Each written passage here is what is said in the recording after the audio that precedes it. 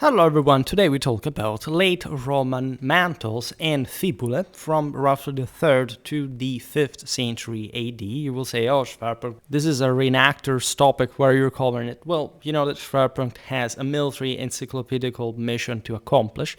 We have our series drawn from the epic cycle / lottery that provided us with this. I have an entire playlist on military dress, as a matter of fact, which is especially like in antiquity, in the Middle Ages, great part of the modern age, not quite our concept of uniform, but something, in any case, in nunc present.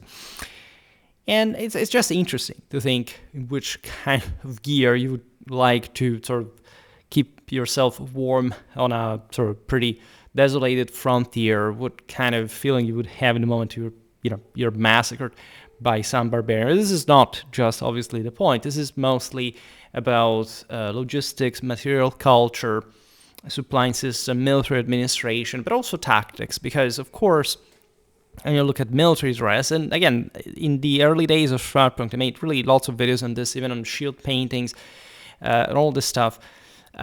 Symbolism is importantly attached to that always. Never picked this evidence for mere sort of pieces of stuff, right? They were meant to have a metaphysical relevance. By the way, I just realized that this ties up pretty well with our recent video about Saint Martin of Tours, because of course his imperial guard mantle, as you know, was cut, and that was a very, in its purity, by the way, in its whiteness, to protect the poor, the beggar, the vagabond, and that it was a symbol of the renunciation of the saculum to enter sort of the higher nature, the doctrine of being and becoming. So it's important to see that I will not make really an encyclopedical description of mantles and fibulae, because at that point I must tell you, like, I'm really not overly concerned about that. But aside from the fact that, as we know, the more you learn about something, like the more interesting it becomes, there is in fact something beyond. Even these items, this can become the gateway to some sort of deeper understanding, and also interesting the same sort of interesting material trends per se reveal what kind of soldier we're talking about. Of course, something like mantles and fibulae is something pretty universal in general. However, things do change a little bit, and we'll try to give an explanation for it. Besides, we really need more late Roman army content. We're working for that as well. So the military cloak of the 3rd to 5th centuries was never a standardized item of state issue, but a privately or locally acquired garment. For the simple reason that even though surely some level of uniformity was present, all right, there was some dyeing, as we'll see now, that was specifically designed to make pendant, so to say, to the rest of the equipment. And some, again, embryonic usage of uniform did exist, as a matter of fact. The mantle actually hides that. And the way you go in combat, it can also be with a mantle in certain circumstances. You can even use that into hand-to-hand fighting to a degree. If you're fascinated with Dumas' historical novels, you know why. Even though we should point out that the Roman army at this point in history was becoming, as it historically had always been, and since archaic times, the war bands and so on, when you look at the politic formations, normally the best men open the file, right? The anterior ranks are normally the toughest, the heaviest. And at that point, armor is the most important piece of at least a defensive equipment, and protection for the best equipped. It doesn't quite require mantle at the time of the 17th century, where maybe still armor did exist, but you needed a bit more protection for other reasons. There are comparable scenarios here, but the point is also that lighter troops, the unarmored ones, were tended to fight mostly kind of a greater distance with spears, with missile troops, and so there were also not that seriously involved at close range to even think that they needed, among other things, a mantle to fight. It would have actually happened, but the mantle had mostly a different purpose, the one of keeping you isolated, not just from cold, sometimes even from hot weather. Wool, for example, does isolate you. So even if you're cooking somewhere in North Africa, in the sun, you still wool, aside from the thermic excursions in desertic areas, etc., will work both ways, right? And will actually make you less hot in the hottest weather. Though it's always relative, but still, all right, it's isolating. It's readily understandable, by the way, what amount of privately or locally acquired items existed in the Roman army, right? Never think that the Romans had simply some sort of statal industries that provided for their own equipment at large. Many people say that but from Marius onwards, we know. No, we actually know from the time of Cicero that some manufacturers were subcontracted by a state to produce a certain amount of this stuff. Like the Romans still, for example, drew importantly at some moments from the arsenals of their allies, and at the same time, we're told that in late Roman times, mostly the word so-called fibulae, established on a much more direct basis by the state, run by the military itself with the same level of discipline, mostly in the core Mediterranean areas of the empire, because the frontiers had become more unstable, not much because of the barbarian incursions, but because of the usurpation of the Roman provincial governors in the fringe. And at that point, we're told that basically everything was kind of issued, etc. But all of this is pretty labile. In general, we have an idea of how great empires, also later states, like from in the Renaissance, and so even later centuries, things were not that different.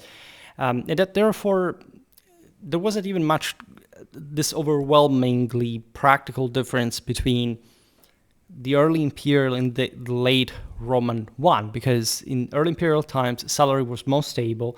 The legionaries were more or less uniform in their status as soldiers, as specialists, and so on. Probably actually there were important divides within the legions, but we're not really told about that. In late Roman times, as we've seen in many different videos about sort of social history changes and so on, you know that there is an increasing stratification. There is an elite mobile army, the so-called comitatenses, and then this basically landed local levy of frontier garrisons that, especially at the beginning of the Constantinian period, may actually witness still to like maybe some Limitanus having a more expensive equipment and armament, more specifically of even a comitatensis, right? But things did actually dilute down the line, and it will be interesting actually to come back on the Limitani, because it's years that I don't talk about them. Nor I think I ever made a video about the comitatensis proper, which is not such a great thing either, even though we've made hundreds of videos about the period. In any case, in the latter period, what you see is that, of course, there was the mobile army was the most directly supplied, whereas the frontier forces were sort of more locally organized. So even not much had really changed, because the early imperial Roman fortresses along the frontier had also normally been provided with some armories. The legionnaires would not just purchase local goods with their own salary, because you could always sort of add on that, right? The concept of standardization is standardization by what was actually like already the standard without any level of centralization in Europe, Mediterranean, like a guy with an oval shield, a helmet, a cuirass, at least in this case, because the Romans could afford it more, some spears slash lances, basically, and a sword and side weapon. In this sense, what you could add was technically legal, and not only traditionally, the idea is that when you were given your gear, you had to give it back to the state at the end of your, to the army, say there, at the end of your service. So that, for example, if some of your equipment went destroyed, in theory, you had to pay for that. In a way, in practice, we know that the legionnaires received salaries, pays, some gifts every once in a while, and they largely also relied, given that the Roman frontiers were fundamentally garrisoned by that fixed amount of armies for centuries, on local production first. And we know that there were specific styles connected with the equipment of some sort of Rhine or Danubian front, depending on where they were stationed. This was a veritably universal empire. We even doubt that Romans had, for example, an interest in actual color uniformity. There were some obvious trends, so we see some colors more frequent than others, but simply the state did not have any interest, especially for something that would in any case happen at a local level, like the cohort was apparently the most felt unit in terms of identity, intended perhaps to be truly uniform, some colors at that point, to have properly the money to, given that the state was by far not just the most expensive, but also the most efficient part of the Roman Empire. It was enormously expensive, just to add on the price of dyes, for example. But we know a lot of this stuff, and again, I already made some videos on these topics, and we will keep looking at that. So you can imagine how instead the additional stuff, including the mantle, right, would be ever more sort of it would have probably some level of visible homogeneity across the army, but there would be lots of different items, different styles, different fashions, and so on. Also because legionnaires were actually more different in appearance than we tend to believe, or at least what we have been popularly habituated to think them like. So you can argue that the cloak became the single most visible and bearable element of a late Roman soldier's appearance. Consider the times. The Roman Empire has fully sort of stabilized its own sort of historical universal boundaries. The Romans, so those, the originary ones, those were newly made, etc., are fundamentally, say, well sort of settled in provinces that historically assumed a specific physiognomy, also from a cultural identity point of view. They were increasingly more, during this period, tied to local resources, especially after Diocletian's reforms. And so there would be all kind of national fashions within the empire that were completely normal, being very far from sort of having flattened just because, the Romans had conquered everything. It's people think it's the terrible multicultural empire that flattens everything. That's not what historically happened. And think just about weather, different weather conditions, different climates, environments, and so on. So all the variety you could see in this also most customized, personalized gear.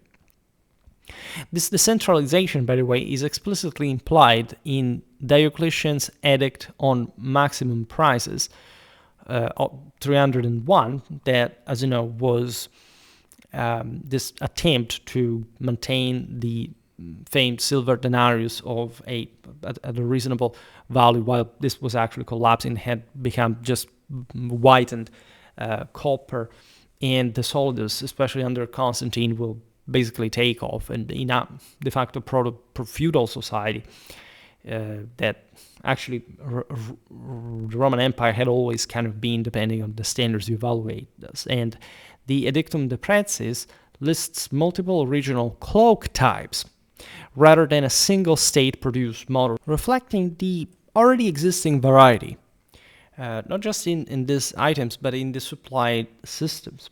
All right, and there is an interesting debate because some people say, well, this actually happened because we don't have, and I will make videos about mantles of the earlier era. I think I already did. If we look, the keyword is sagum. In any case, I think I did. Yeah, I'm sure I did something, or not. In any case, well, you can check that out. But in any case, we discussed it there, that people think again that the early empire was something more actually centralized, or at least uniform in terms of military supplies and or what they ended up looking like, because again the legionnaires are also more or less all alike.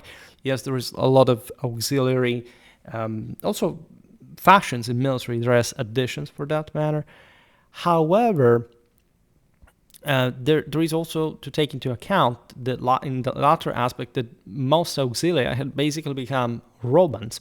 All right, so and after the 3rd century crisis, you have the so-called Illyrian emperors. They were not actually quite Illyrian, telling the truth, more like from a Celto-Roman background.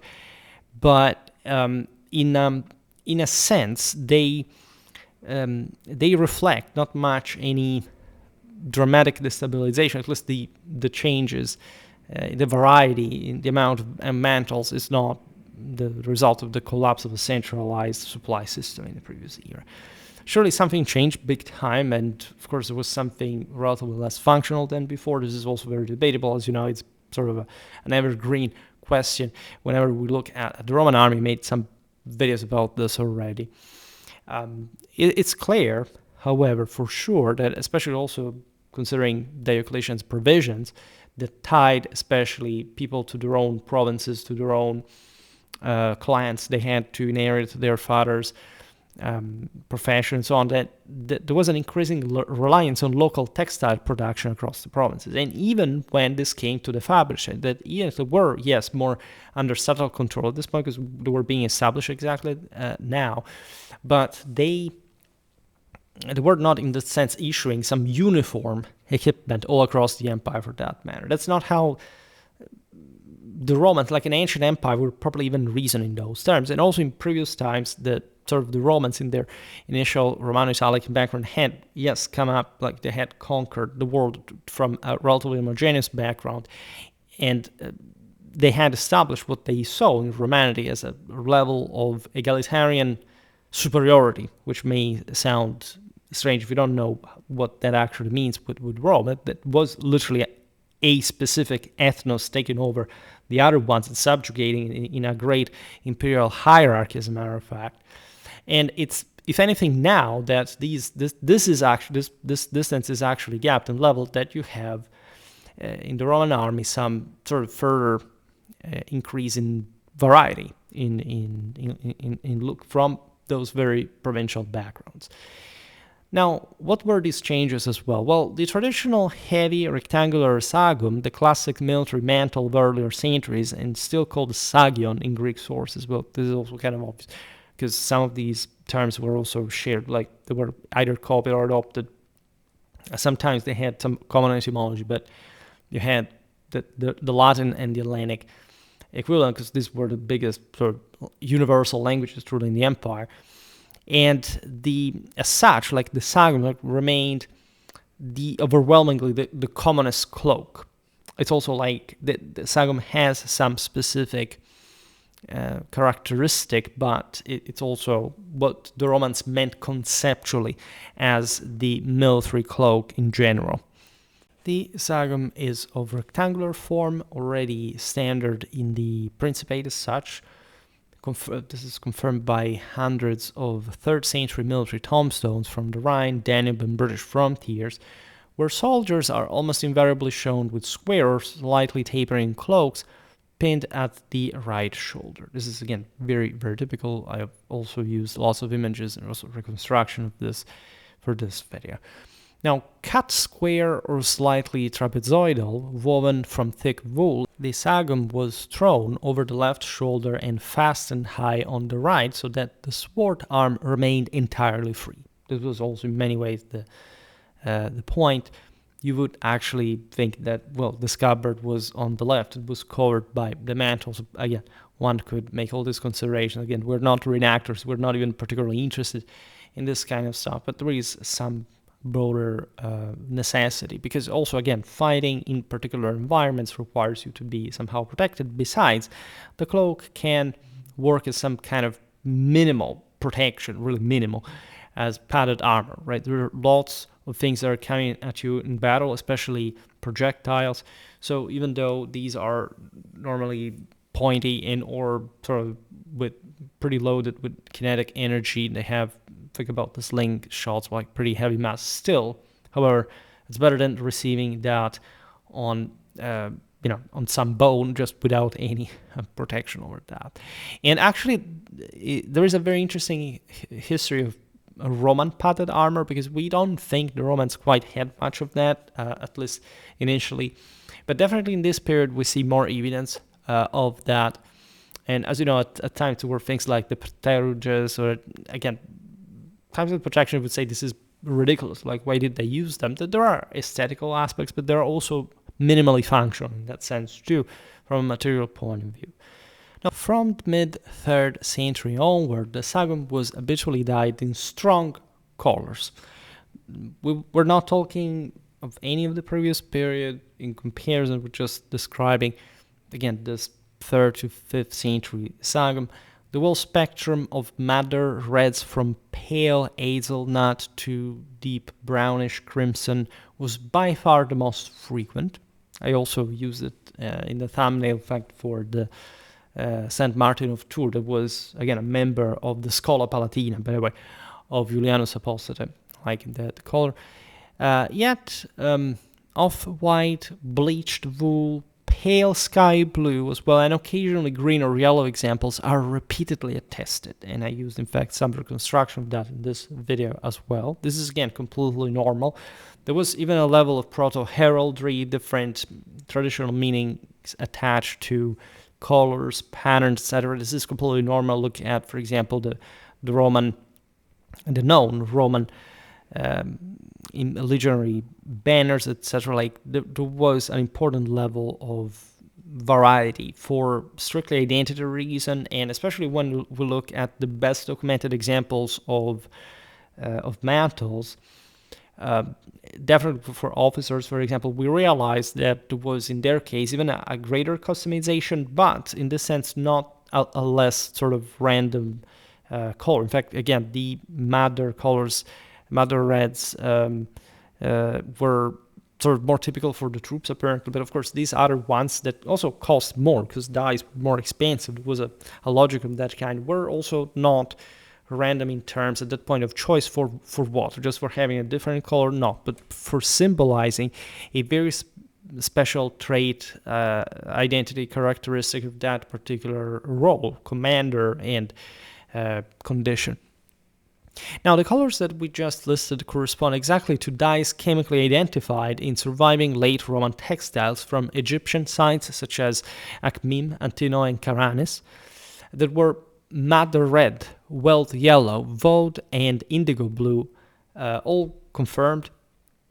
Again, we are also using terms that came mostly for the colonial era, rather, but they already existed, color with other dyes at the time.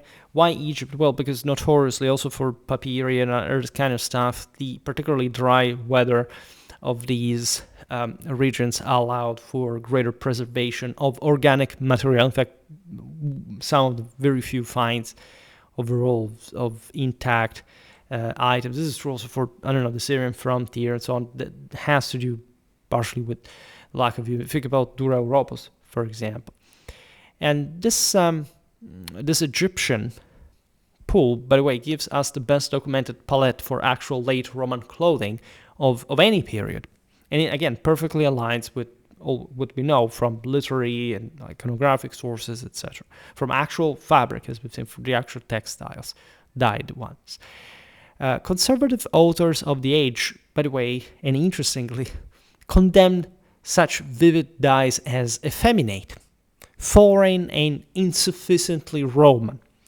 But the fashion only grew stronger. How much validity was there to that? Well, of course, there was an initial sense of Roman austerity, of stern character, of also lack probably of decorations in general. We know that the Romans had pretty colorful gears from quite a long time, but this was done for the bare minimum of tactical, psychological status conditions. Apparently, at this point, what the Romans were criticizing rather is how heterogeneous Roman troops would look, right, and how these colors were sometimes probably bringing in some foreign, oriental mostly, trends that they sort of didn't like, right? Also the barbarians of the north influenced, as we will see now, on this. And so this was perceived in moral, spiritual, metaphysical terms as a form of decline, right? Of degeneration. And the Romans liked this trope because they felt very much like the destiny of the empire against the backdrop of sin, of the crisis, and so on. Ammianus Marcellinus, writing in the late 4th century, explicitly criticizes excessive ornaments and bright colors among troops, confirming a real contemporary tension between old, again, archaic austerity and the new decorative exuberance that had taken hold after the Severan period. In particular, think about Vegetsis as well, talking to us about the good old times.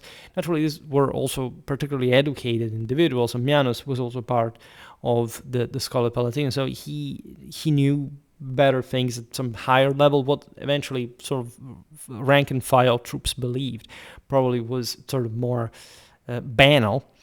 All right, there are already, especially in the literature of this era, very specific, ideal, sort of sometimes even detached reasons why this rhetoric was made. But it's not simply peregrine or detached from actual sort of cultural, moral reasons within sort of Roman identity. The lower edge of the sagum was very often finished with woven fringe or knotted tassels, an archaic mark of status that never disappeared, while the body of the cloak was increasingly covered with elaborate decoration. And part of the decline was attributed to this, like leaders that could afford this wealth, and that showed off a bit too much. That was actually the real target of the aforementioned criticism. The fact that a true soldier must be really Spartan in habit, quite literally in Latin, meaning probably the clothing. And as such, that was the idea. These guys think more about sort of frivolous aspects, showing off power, wealth, and so on. There were different reasons for this. In general, the steppe influence that Rome definitely is invested by, also true sedentary peoples in Europe, such as the Germans, that however received a dramatic amount of Iranian and Turkic styles, was typically the one of showing off as much as you had, because in the steppes, it's sort of more convenient to a degree to bring your wealth with you on the move, not just on wagons, but also in your equipment, because everything is so much more unstable. And even just from a visual point of view, you sort of stand out in a sort of much more turbulent and lawless reality. And even just, say, for almost chivalric reasons of recognition, right? Leaders in general up to the end of the 19th century had to be recognized on the field just to inspire the men, but also to be, for example, captured rather than killed in the fray. And so there are also many different cultural, anthropological influences from other cultures, other peoples, more than there had been historically in the past. Because also sedentary Europeans had some kind of that, but you have really to study their entire military dress throughout and sort of gear throughout the previous millennium to get essentially what sort of the degrees that would make the statement backed. This increasingly rich and elaborate decoration included narrow vertical clavi running from the shoulders, broader segment bands, and above all orbiculi and tabulae, circular, square, rectangular, or segmental patches executed in tapestry, weave, or applied, frequently displaying complex geometric, floral, animal, or even human motifs in sharply contrasting colors. We actually see lots of these. They had, in a sense, especially from an iconographic, archetypal point of view, or being present. However, the Romans perceived at this point that the variety in such symbolism expressed essentially some more fragmented idea of the empire, right? It's as if, again, today we came all from a more straightforwardly homogeneous society, and then again kids now are basically collapsing neurocognitively. They all find niches online without any sort of agglutinating dimension. So they start exhibiting these levels of sort of lack of shared kind of identity and understanding. And so at the time, the thing, especially after the 3rd century crisis, the risk that the empire had run, the deep crisis, the social differences, etc., all actually were mirrored by this as well. And so that's again a very important sense of the increasing decentralization, provincialization, regionalization against the utmost imperial Catholic traditional sense of a unitary divine rule. Right. So the burden of the times was actually felt. I also made multiple videos talking about that perception. Perception is a dangerous word in history because you should be extremely careful about what you mean by that. It may be just sort of alibi word of some sense, not to enter into the much deeper issue of how do we know what they thought or who thought that and so on. But there is a more official kind of Roman perspective that does speak of this. Now, such decorative roundels and panels are abundantly preserved in actual late Roman textile finds from the aforementioned Egypt, again, especially in the 4th and 5th century graves at Antinoe, proving that this system of ornament was widespread, obviously not. Although many surviving fragments belong to tunics, identical tapestry woven orbically appear on cloaks in contemporary sculpture and mosaic. Right, celestial symbolism, as we've seen also in Macedonian military, Macedonian Hellenistic, also broadly speaking, shield blazons, right, were more traditional. As for the floral animal, say not much the animal, but the floral as understood appropriately actonic dimension, even certain further humanization of concepts that had been historically celestial. We see this in Indo-European theology, also from the Latin branch, because of linguistics, so the Alskins, etc., was sort of too degenerative, right? The origin was understood as more conceptual, more concise. Like you didn't need to overly represent things, which is the same point we've seen for, I don't know, Hellenic art that we celebrate mostly for the later, more sensualistic period. Whereas if you look at geometric painting, you understand there like the sort of the iron fist of the Dorian worldview.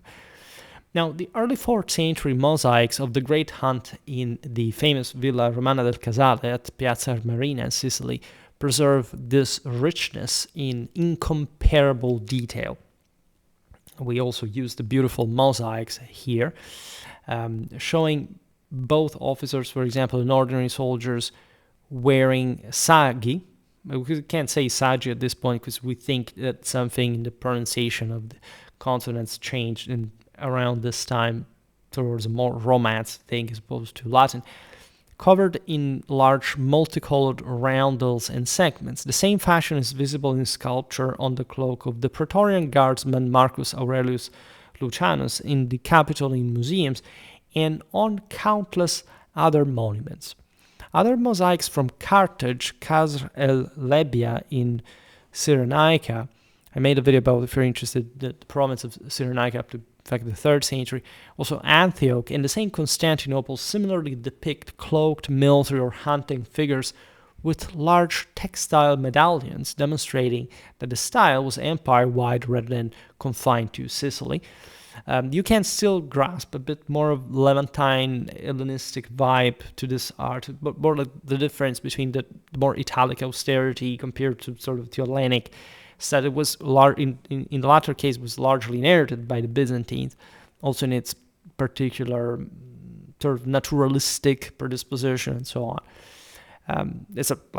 In the West, the Romans had the same thing, but it conceptually had remained slightly closer, actually, to the original symbol. I have actually an entire series incoming on the Arapakis symbolism, so there we could see all this kind of influences. There are, again, some, I don't know, the griffins. The griffins are kind of a universal, so we've seen them also in the kite shields of the Normans, the Bayeux tapestry, etc. But historically, they were more of an Oriental thing, apparently. And you see them also in Assyria, etc. There is all a story of how and why that concept was taken, for which reasons. But they're political at times, but also symbolical and referring to different stages of this traditional culture's development. And they're quite originally influenced by the steppes, by the way, as like the entire, more or less, Indo-European penetration, also in the Middle East, that we've seen in the videos, for example, about Bronze Age warfare. But we'll come back on that at some point. Now, in the same Villa Piazza Armerina mosaics, while military units display no fixed livery for cloak or tunics, interestingly enough, two slaves on the left edge of the main scene wear matching red tunics with vertical bruised stripes, proving that coordinated dress did exist in civilian service, and that obviously would have existed also in the army, right? Because first of all, we're looking at officers that, as we explained, were a bit more, properly entitled, right? Accepted in having a greater visibility and distinction also from one another. The fact that this massive households in the enormous latifundia, this case of Sicily, overbearingly rich area, and with this estates straddling literally multiple provinces at a time, from the Romano Italic area, so it's something enormous, insane, right? Were part in the sense of a massive machine where you had so many slaves, and so you could even, for example, like representative reasons. This is a mosaic, but again, imagine great occasions, meetings between the nobility, and so on. They would even compete having their own liveried slaves, in a sense. And also, slavery was gradually turning mostly into something like serfdom. Also because the same free citizens at some point were becoming ever more colonists in that sense. We also seen similar mechanisms in, for example, post 100 Years' War, say Wars of the Roses, England. I made a video about 15th century English liveried retainer. We explained there why these things started appearing at the end of the Middle Ages for different reasons, but also because of the Hereditarization and refeudalization of what would become essentially early modern society, but still. And so this was completely normal, right? And if that was the case for a place like, the servile households, you can imagine also in the army that was actually the case, and units had actually uniformed clothes. Because as we've seen in different videos, it's not like they, it wasn't even about the structure of the dress, that more or less was normally, say, uniform according at least to a principle of practicality, right? But the way that was on the soldier largely, but the way, in fact, the army, and this is true also for the Middle Ages, great part of the modern age, and so on, actually issued standard clothing was mostly also on a, as we've seen before, local basis more than else, for different esprit de corps feelings and necessities, also tactical need for that. You have to recognize one another. This uniform, so they would actually fight the Persian campaign after a couple of months. We wouldn't have them anymore, really. But they were mostly like buying sort of large amounts of, say, wool and say, okay, let's also dye them. And they would give you actually the pieces of wool to which you would have to create your own sagum. Right, this is true for basically any other piece of clothing that was provided to you from the military administration, whoever was above you. That does not mean the state, right, in an absolute sense, but just your local units and administration. This relative absence of regulated color schemes is corroborated by Vegetius, the also much later Mauritian strategicon, Pseudo-Mauritian strategicon, and the total lack of archaeological evidence for unit-specific cloak dyes that we know, however, were a thing historically, and they would remain, so we can be fairly sure of the existence of. Again, things had historically not really even changed that much. It's rather modern historiography that, looking at sort of different types of sources, tends to flatten the context why sources were different in this era, and does not necessarily look at the military concreteness of the story. Then you have the hooded paenula, cut as a generous semicircle or elongated semi-ellipse with an integral hood, retaining great popularity throughout the 3rd century, especially among Praetorians. They were still there, as you know. Will be partly absorbed in Constantine's guard, but also disbanded later as a corps, and remained in widespread use long after. The 3rd century Praetorian centurions in the Vatican museums wear it, for example, and simplified versions appear on the early 6th century carved doors of Santa Sabina on the Aventine. The semicircular cut is directly confirmed by several complete or near complete late Roman cloaks excavated in Egypt, notably against like the 4th, 5th century examples of Antinae, and the Dacleosis site of Kellis.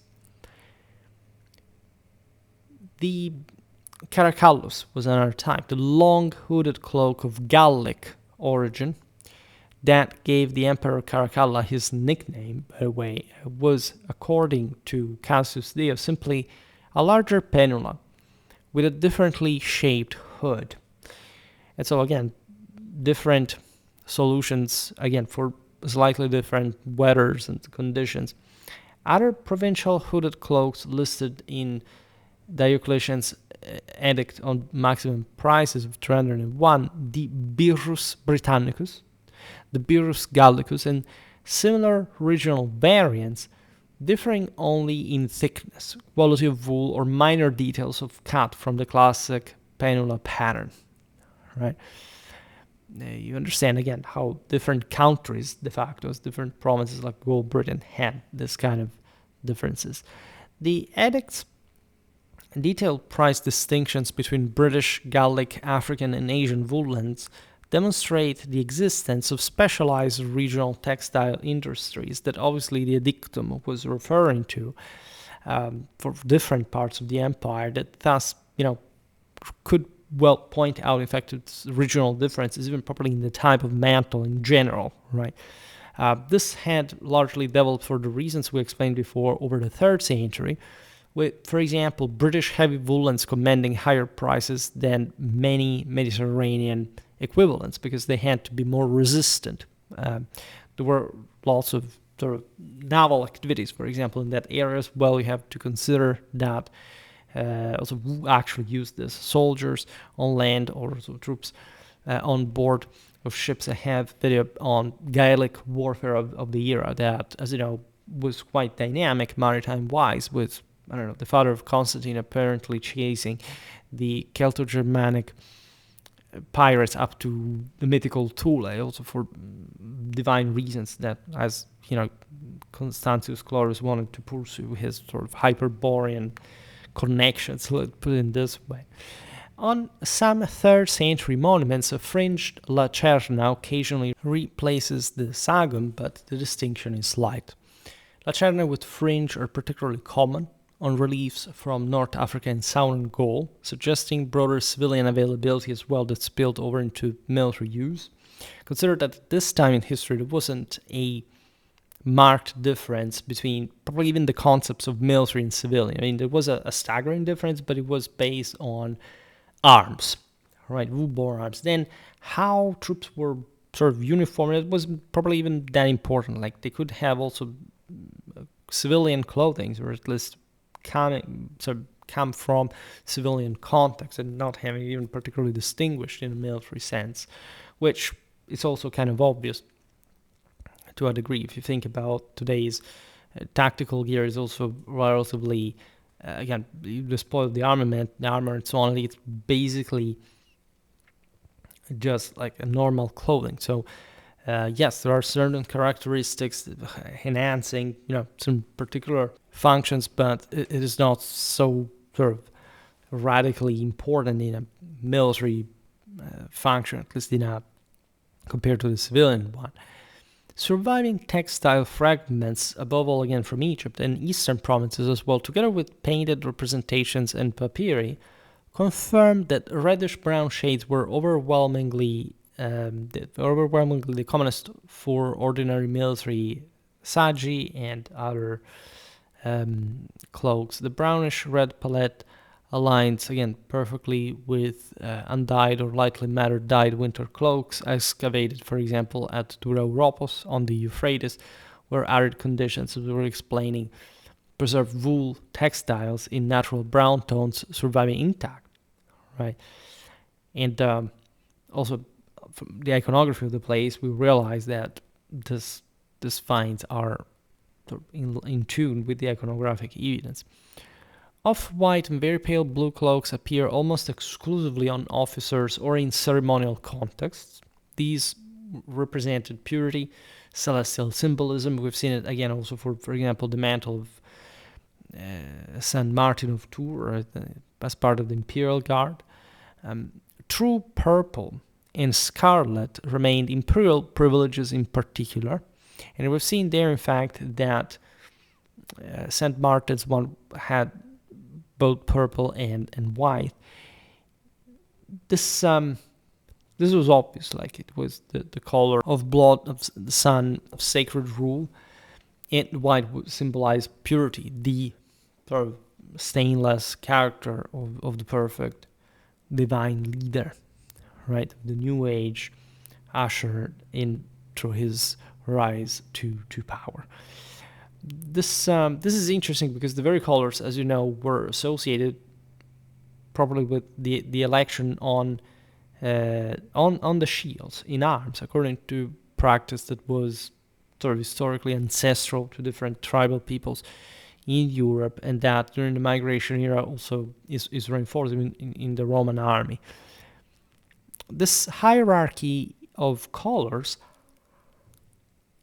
is confirmed both by repeated imperial sumptuary legislation that properly kept down those who wanted to wear clothes colors that would have sort of put them symbolically above just certain status of certain higher status that they didn't have by class. And sumptuary laws are always working like that, mitigating the degree of, especially of luxury that is displayed, because it's considered distractive, also in this sense immoral, because those resources can be used in different ways. Remember that these societies were always about redistributing every wealth they had. You had to reinvest it in some ways that would augment your power further. So simply hoarding and treasuring, or simply looking at this sclerotic class, was not looked upon positively, but it happening consistently because this system was ever more oligarchic, all right? And think about usurpers, of how they could style themselves also in appearance to counter the same emperors. So that was all a law trying to prevent these things from happening, also at the level of clothing. We also see this hierarchy confirmed by analysis of Murex dyed clothes.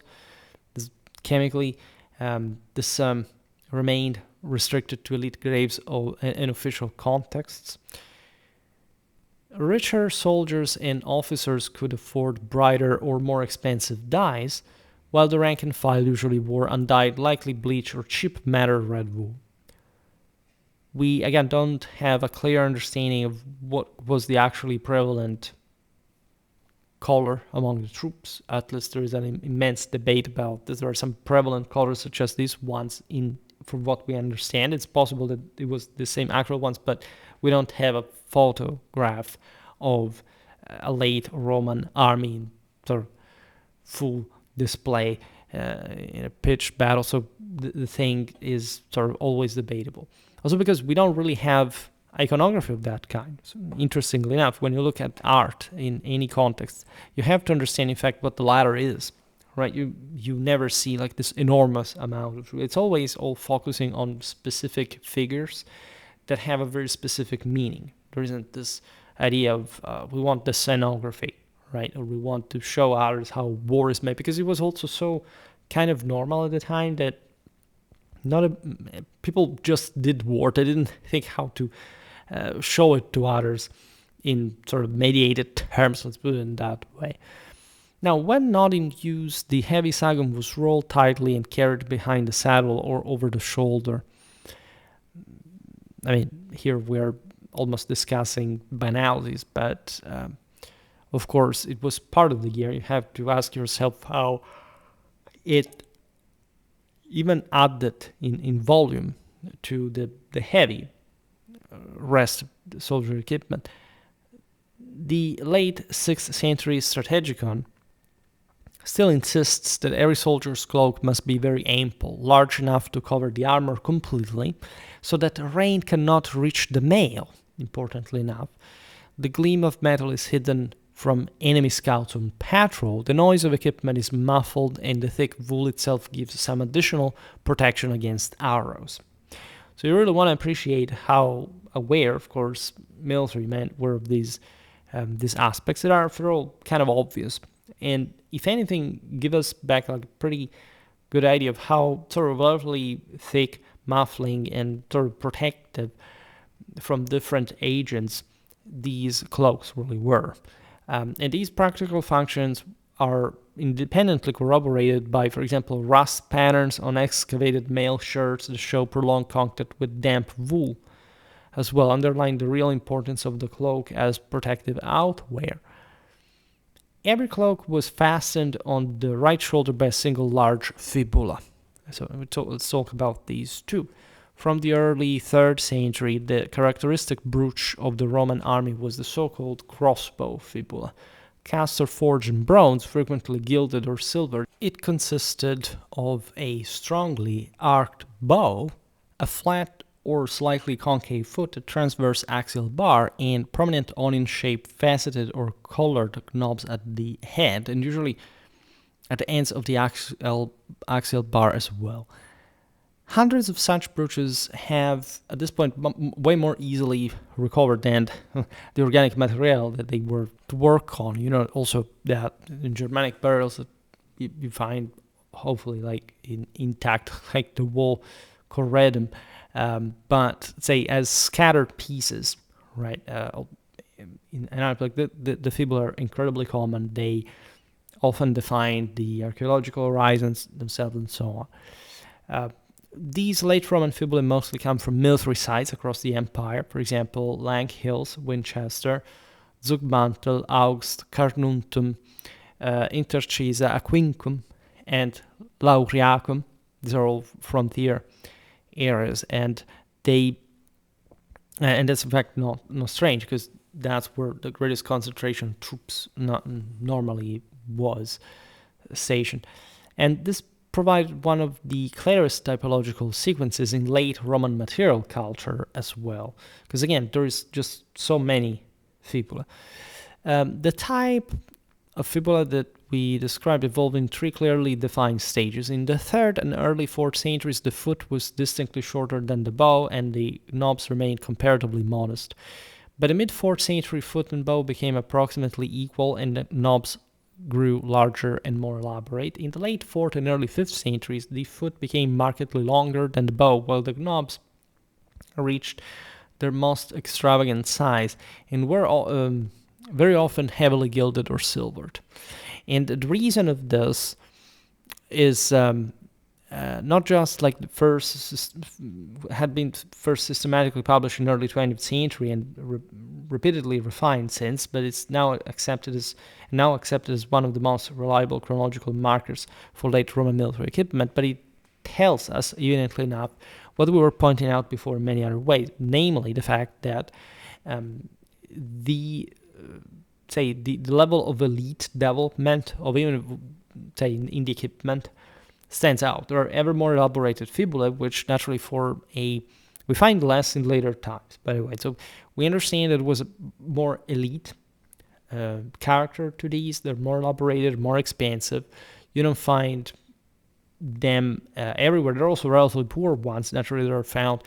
But we understand in that sense that there was an increased hierarchic divide between those who use the fibula together with a much more rich equipment, basically in a proto-feudal direction. You know that basically in the mid-6th century you will have essentially cavalry surpassing infantry in importance in Western warfare. So in that sense, he who could afford that kind of equipment as a rider was also potentially better, let's say, ornamented. Let's put it in this way. And so more affluent, they would have the more robust equipment, more decorated one, and so on.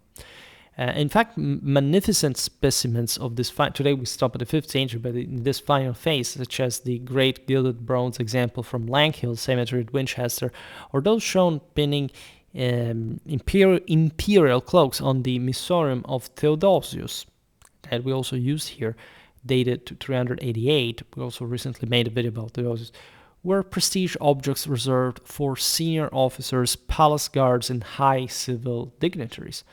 Ordinary soldiers continued to use simpler brooches running parallel to the crossbow series, which again shows what we were just saying, that there is a sort of more basic type of fibula that remains relatively unchanged. The single-knobbed bugle-knob fibula, for example, that became widespread in the 4th and 5th centuries. Older provincial forms, also of ultimately barbarian origin, such as equal armed or P-shaped types, staff type fibula, larger circular disc brooches, sometimes enameled as well, and inscribed examples bearing good luck formula, apotropaic mottos such as utere felix, or unit designations like prima, right? Now, these latter simpler forms are especially common in the 4th century military cemeteries along the Rhine and Danube. I made months ago a video about the Sarmato-Germanic campaigns of Constantine, and we've seen there how sort of intense the Roman presence really was on the Danube and beyond. So in the 4th century, naturally, Roman presence was more stable in these places, like in the 5th, especially the Rhine frontier collapses. Also, the Danubian one drove like into the sort of, in terms of military presence on the Danube, there is this greater frontier area into the Balkan hinterland. So this naturally matches at the times conditions of the Roman army. In the 4th century, the Roman army was really big. Again, it depends also on how you really count it. There is an immense historiographical debate. I've never really made a video about that on Schwerpunkt. And in part, it's an over issue. It's overly debated, or at least it's relatively irrelevant, or at least it would be relevant. Could we at some point make a bit of clarity regarding what are the indicators and what those would suggest in practice? But there are wildly different estimates, probably in the hundreds of thousands. But again, when you're talking what exactly, limitanae, comitatenses, who were these, in which era, etc., and compared to what the Roman army was before. So it's, again, the changes are probably not even so, they're big for the times being. The notion is that actually the Roman army got bigger in later times, but you have to understand again what was the level of professionalization. How did the limitanae actually live? Were they part-time soldiers at some point? How, in which region? Like, we don't even know too much about that, right? We see, by the way, still in those centuries, with the 4th century, the Constantinian reforms, this was a massive military machine. The Roman army of that era was really big and powerful. But we see already there appearing in graves of Limitani and Federati alike these Roman fibula. So that even the Federati that were coming by were essentially continuing this fibula production as well. They weren't just given by the Romans. And so even for archaeological accounting, what does that mean? What is actually Roman and what is, Federatus fibula? These are, again, there are archaeologists who spend their entire life with this kind of stuff. It is objectively a reenactors discussion, not even actually. This has to do with specialists, as a matter of fact. Not that there can't be, the two categories can't overlap, like with reenactment and so on, but in general, like, it's also something that here, again, on Schwerpunkt we cover, because it is important, because as you understand, through this kind of information, we can't get really a lot about the general course of late Roman warfare, so it's not so boring as you would think it is. It would be great if, when I make these videos, that there was a bit of support. I understand it that you're not interested in that. I understand that YouTube is distracting, and that you watch weird stuff, you're bombarded by the algorithm in strange ways and so on. But let's be honest about the fact that if you want to support the channel, if you want to see any kind of content in addition to this, it's not like by not watching this, or like yesterday's video about medieval Far East Asian war. Why not watching it? Like, what do you think it is? Like, what do you think that it doesn't concern you, that for you to understand anything about medieval warfare, like, that's unnecessary? That's really a big problem, all right? And again, this year was not kind on YouTube for lots of history creators, I can tell you, and because they changed the algorithm. This was, again, last year everything was going so well finally, and then here we go on at the levels that you see are modest, right? But they are still equivalent to last year because it's just your dedication to an extent, but it can be much more, right? If when I understand that the scale of views is lower, I also understand that lots of people do not really share, do not do anything to support. So 30,000 subscribers, okay, but let's have them doing something, because frankly, at this point, it doesn't seem like that is, for the majority of them, the case. Now, things change further in this last part, especially of the 4th century, because really the massive recruitment of Gothic Alan Hunnic federates from especially the 70s. Think about the Battle of Adrianople, but not only, because in the following generations, as you know, there are breakthroughs as well, also in the West and so on. One occasionally sees cloaks draped in slightly different folds, fibulae placed lower on the chest rather than high on the shoulder, or heavy torques worn as neck rings, as on the Gothic soldier standing beside Arcadius on the Missorium of Theodosius. This has to do with, naturally, the way, say, this Irano-Germano-Turkic warfare would have. It's difficult also here to explain why this changed. Like, in many ways, there was a more heroic type of warfare, yes, but the segmentation socially was already pretty pronounced. Like, there wasn't actually much of a difference with the Roman army. On the contrary, the Roman army was still the top-notch model, and in general, these peoples in part largely had been Romanized in their military style. So the idea is that the Romans were tendentially a bit more, again, that's a bit also like the trope, more thickly compact in formations. They tended to follow more rigid discipline and so on. And so you would think there was some necessary asymmetry in the ways, this almost mechanized combat took place within the ranks, as opposed to a more frontal, more individual kind of fighting for the German. That doesn't add up really, because also the latter actually fought. It's a myth. The barbarians were didn't have discipline or didn't fight in orderly formations. So it's a bit difficult to understand what's going on. There were different weapons all around. You don't really hear the approximations we make are not made much on a strictly military technical sense. They have to do with some other aspects of broader political and social organization as well. Now, low-placed fibula and chest-draped cloaks are also characteristic of contemporary Germanic graves in Pannonia, for example, in the Middle Danube, indicating direct cultural continuity between federate troops and their non-Roman homelands as well. So there are cultural horizons that are definitely expanding as the Roman Empire shrinks in territorial control. And at the same time, this happens because there has been a shift within those lands. And as we've seen, we're also largely autonomous in the way they produced arms and armor. Also, this level, I don't know, think about the fibulae even as something very banal that everybody would know how to create local. It's not like they were awaiting for the shippings or the supplies from other regions. It could happen, but it was mostly just like a byproduct of a system was much more rooted locally. So what you see actually here is that when the Federati take over, it's actually the same local society of Romans and Romanized peoples that continues to essentially create things, but at a different scale, right? That surely indicates some general crisis, the population and so on. That's usually also how and why the Federati moved in. But it's at that point, I also made a video about the 5th century Roman army. We will see this better also for the eastern half at some point. But I mean, there are all kind of reasons that you can imagine in terms of, why certain military styles changed, etc.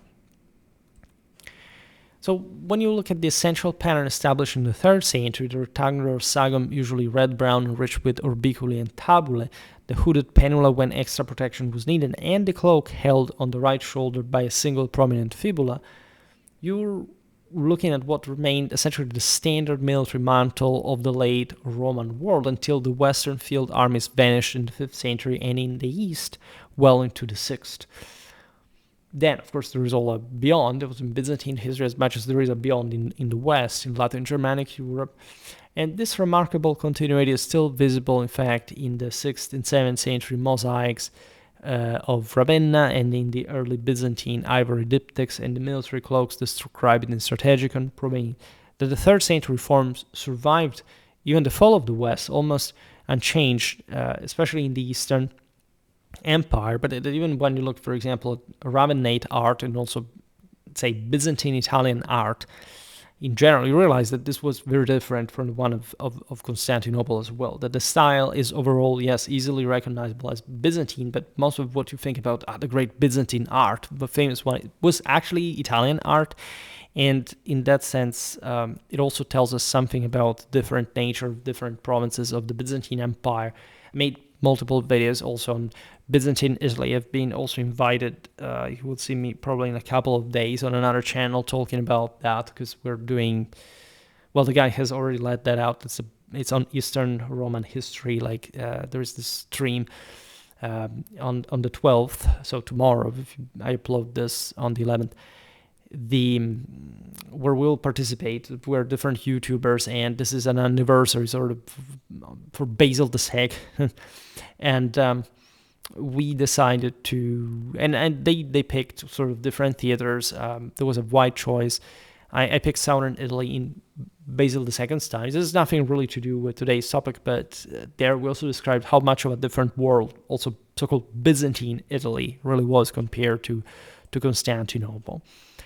So, what to say? Again, before my rant about views here, again, because this is how it happens all the time. Like, support, then you make a video that people don't want to hear because it's maybe Asian history and they don't like it. They don't help, right? This damages the channel. I mean, it's not like you even have to watch the video. That would be the best thing.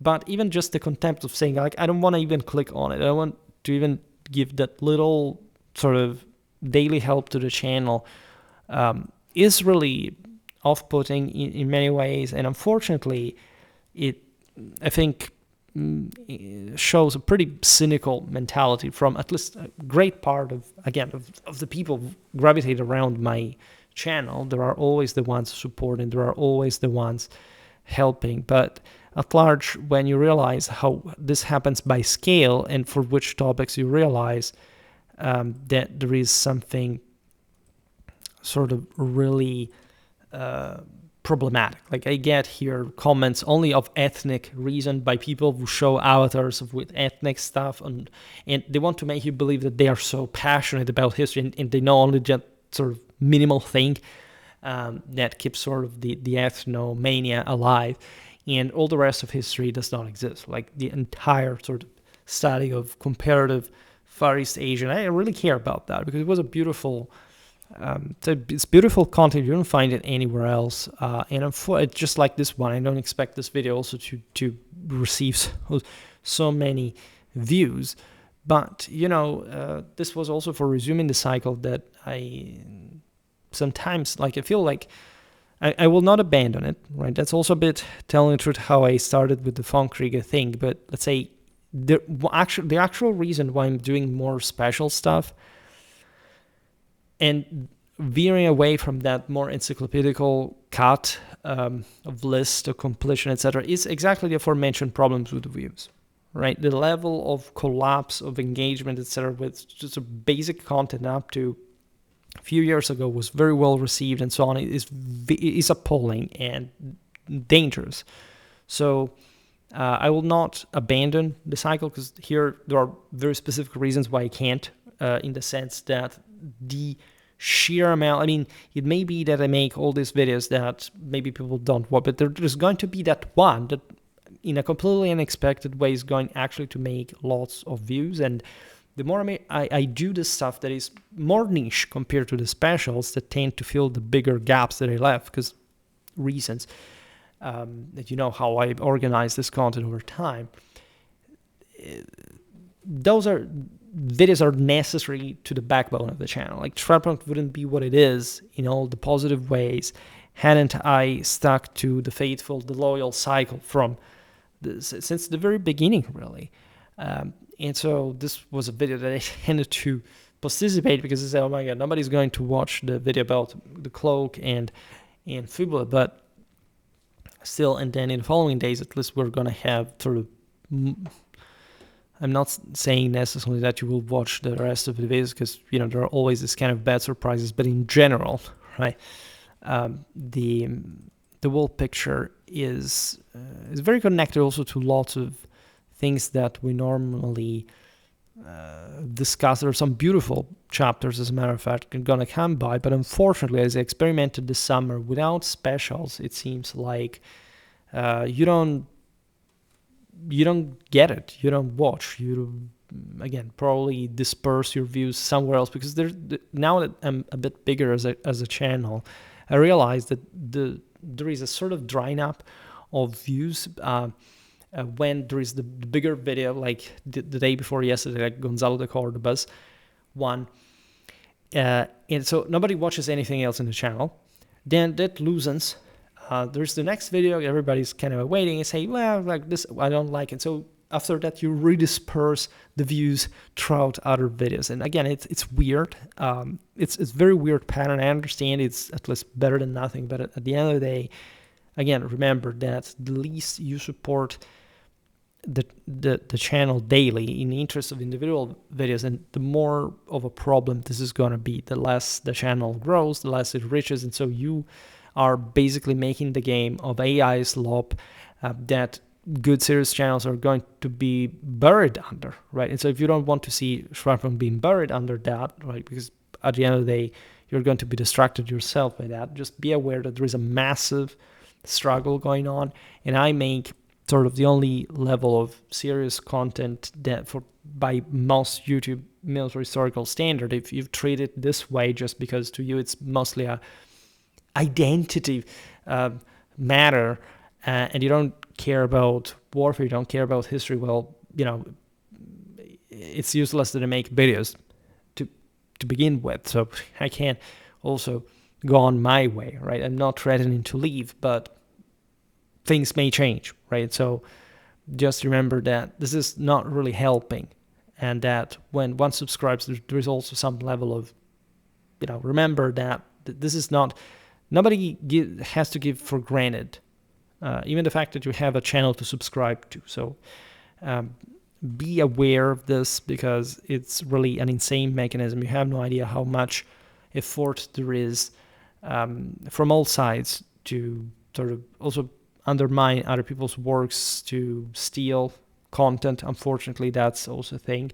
I've never really fully, I'm sure somebody has been doing this at some point, but remember that at that point, the more undermined we are, the least of content you're going to watch. Like YouTube objectively sucks. Like if you open your homepage, whatever, you're going, I see like even what it should be successful, it's BS. Like I myself watch just very few channels. I wouldn't watch my own channel. So I'm saying this just in a friendly sense, but let's say whoever has subscribed, that's also the reason why I don't subscribe to channels like similar to mine. But if you do, even if you have a different idea, and so your motivation is also different. But again, here I see hundreds of views and 3 likes. Like it's ridiculous. It's literally ridiculous. It's just like an insult to, you know, to again, like you. This is easily like disproportionate toward in terms of the content. Right, if you give so much likes to Cordoba, for example, that is okay, but you don't give to this, like it's weird, because by scale we're talking the same level of quality, depth, importance, and so the particular incapacity to reckon the relevance of this content. And again, the increasingly, in my opinion, identitary logic behind this, if we can't call it logic, by the way, behind this stuff is objectively ridiculous, right? It's objectively ridiculous. I mean, it's against everything that the channel has been standing for in terms of sheer, like, how do you even know your own identity if you don't know nor your own actual history? Because if I made a video about this, again, a video like this, for example, is going to watch less. Why? Because it's close, because, I don't know, you like less the late Romans compared to other ethnic, national kind of. You will never understand. You don't know. You factually don't know anything about your history. And even less if you don't study even other things that give dimension to your history. You cannot understand how important your history is if you don't study the history of who is around that. It simply doesn't make any sense, nor morally, nor personally, nor culturally. So it's unfortunately an embarrassment. You always get on YouTube since ever, like this pat on the shoulder said, oh, finally somebody who talks about this. And you see these people are exactly from the place of the history you've been discussing. And it's so cringe. Like, seriously, like the sense that you need to feel validated in your own identity just because there is someone who makes a video about your own country is probably the single greatest proof of intellectual infantilism that one can display. So it's level properly of obscene personality in a sense, and it really shows very much like what the average person is actually in those very times. At some point, again, there are different things we can do to fix this, but it really starts from your conscience and your decency, which I'm sure you can put to good fruition, as a matter of fact. Here, this year, we made a little bit more of late Roman warfare, again, mostly through the specials.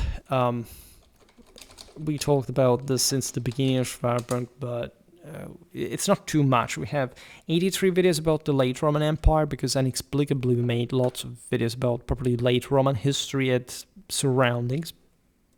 However, the late Roman army is, in this sense, not enormous, right? There is a late Roman warfare at large. Perhaps here we didn't evenly distribute all the type of videos, but let's say it's just 34, 24, depending on the playlist. Late Roman Empire is 83. It's too few, by the way. We should increase, again, this type of content. Remember that, again, there are playlists. Like, if you're still watching me because you randomly found me on the homepage, just know that there are entire playlists. There is entire this content, not just because you're served by depending on what the channel, what the homepage tells you. Look at this channel, this thing now. There is an entire encyclopedia. There is an entire library made with the same identical spirit, homogeneity, uniformity, information, depth, criticism, analysis, etc. And you still treat this channel like an option, and that's really the worst service that you can render to yourself. I really must say these things because, again, everything is nice when we rise in subscribers and everything, but again, one has also to work hard, and this channel is for working hard. If you're not here for working hard, I prefer you to unsubscribe. I honestly prefer to see fewer subscribers and more dedicated views overall than this display, right? And I thank very much those who support me in any case with, I don't know, also, like I was talking about the memberships. Those are, I don't know how many of those people actually watch me and which regularity, but that's substantial support. But the most important thing is this channel to grow, to let people, this has always been the greatest problem. Let people know that it exists. Don't make those silly mistakes like saying, but it's YouTube, so it must be something B series. It's just a guy talking about stuff that I don't understand, that maybe, he's unreliable. Guys, if you're here now, you have all the evidence at your disposal to understand what this is about, and we must really step up. We can't go on with, again, 50 views in an hour when I upload a video. It's ridiculous. It's embarrassing. all right? And that stays on you because you otherwise do different with other videos. And so that's something really must change in the mindset, in culture and predisposition. It can't be, it's not, I can do better. It's always about me. But again, given the swings, there's also just not me in that sense. And that's why I also tend to make these videos as really, at this point, scripts have really improved. Mostly also in quantity, because the quality remained unvaried, or it also improved, telling the truth. But the more qualitative quantity, the better it is. So it's a multiplier of the same. And so I've really strived to step up, to improve, right? So let's put this to good use, because it's not to be given for granted. For today, however, I stop it here. I just hope that you enjoyed this video. If you did, please share it. Otherwise, leave a like or subscribe to my channel if you're interested in my upcoming content. As always, I thank you heartily for listening to me. I wish you a nice time and see you next time. Bye.